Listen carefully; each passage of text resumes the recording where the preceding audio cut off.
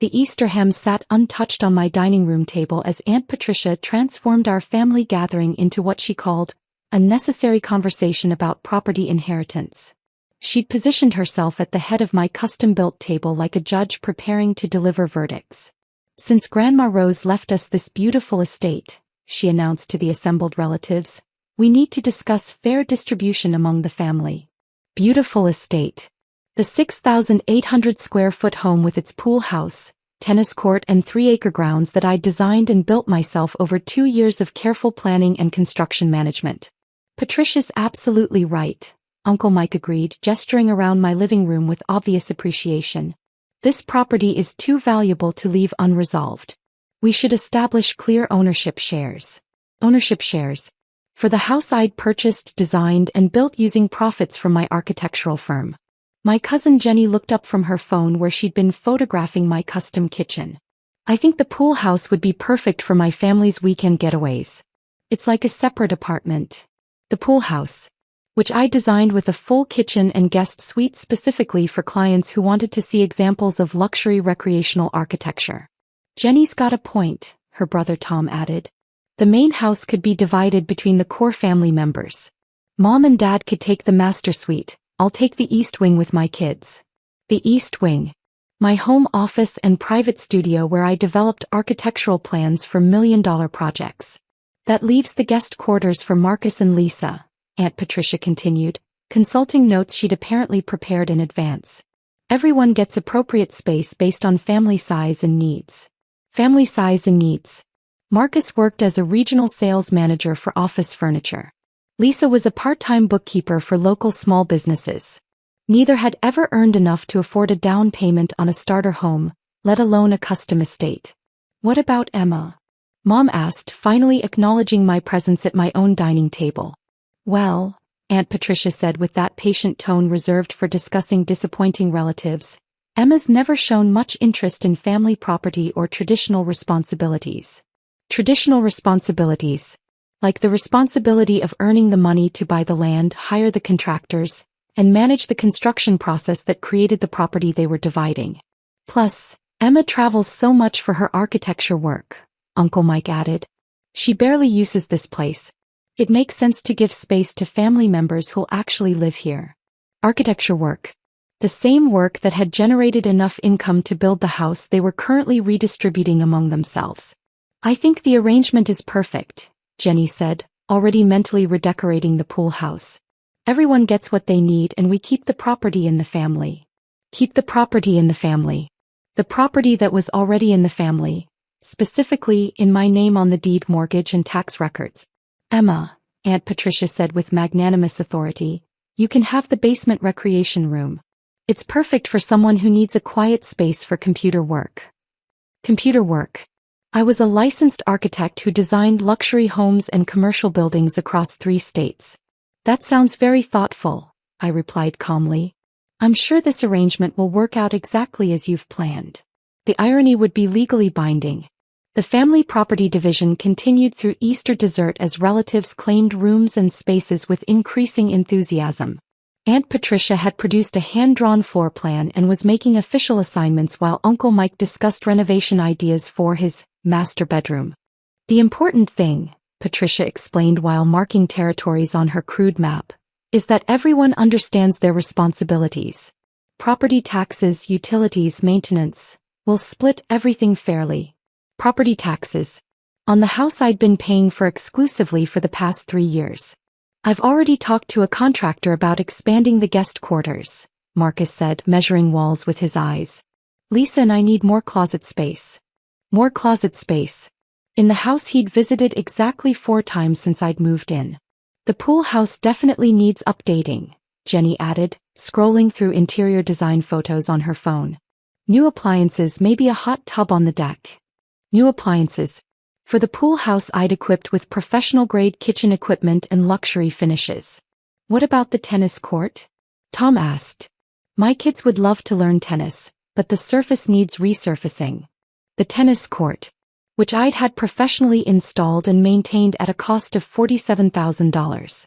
"All these improvements will increase the property value," Uncle Mike said with obvious satisfaction. We're not just inheriting a house, we're building generational wealth. Generational wealth. Built on the foundation of someone else's actual work and investment. Mom cleared her throat diplomatically. I think we should make sure Emma's comfortable with these arrangements. It is technically her house. Technically her house. The phrase hung in the air like a legal challenge waiting to be resolved. Well, yes, Aunt Patricia said dismissively, but Grandma Rose always intended this property to benefit the whole family. Emma just happened to be in the right position to handle the paperwork. The paperwork. Like the mortgage application, credit checks, down payment, and 2 years of construction loans that had made the house possible. Besides, Jenny added, Emma makes good money as an architect. She can afford to share family resources. Family resources that I'd created through my own professional success. The basement recreation room is actually quite spacious, Uncle Mike assured me. You'll have plenty of room for your drafting table and computer equipment. My drafting table. In the basement of the house where I'd designed a second-floor master studio with north-facing windows and professional lighting. I appreciate everyone's thoughtful planning, I said, pulling out my phone to check messages. This conversation has been very illuminating about family expectations. A text from my attorney was waiting. Property deed verification complete. House titled exclusively to Emma Chin. HOA meeting tonight if you want to discuss boundary issues. The HOA meeting, where I served as vice president, and the main topic would be new construction guidelines for our exclusive neighborhood. Tomorrow's legal realities would clarify tonight's family delusions. The doorbell rang just as Aunt Patricia finished assigning utility payment schedules to various family members. Through the front windows I could see our HOA president, Margaret Williams, walking up the front path with her usual portfolio of neighborhood business. That's probably about the landscaping committee, I said, opening the door to Margaret's professional smile. Emma, sorry to interrupt your family gathering, Margaret said, but we need to discuss the Henderson property boundary dispute. As HOA vice president, your input on property lines is crucial. HOA vice president. The title seemed to register slowly across the dining room as family members processed this unexpected information. Of course, Margaret. Would you like to come in for a moment? Margaret entered with the confidence of someone accustomed to handling neighborhood property issues. Her eyes swept the room, taking in the assembled relatives with polite curiosity. I hope I'm not interrupting anything important, she said diplomatically. Actually, Aunt Patricia said, recovering her authority, we were just discussing family property arrangements. I'm Patricia Chin, Emma's aunt. How nice to meet you, Margaret replied. Emma's done such beautiful work on this property. The architectural design is absolutely stunning. Beautiful work on this property. The phrase carried implications that my family was still processing. When Emma bought this lot and designed the house, Margaret continued conversationally, we were all amazed by her vision. Custom homes like this really elevate the entire neighborhood. When Emma bought this lot, the words hit the room like a legal document being read aloud.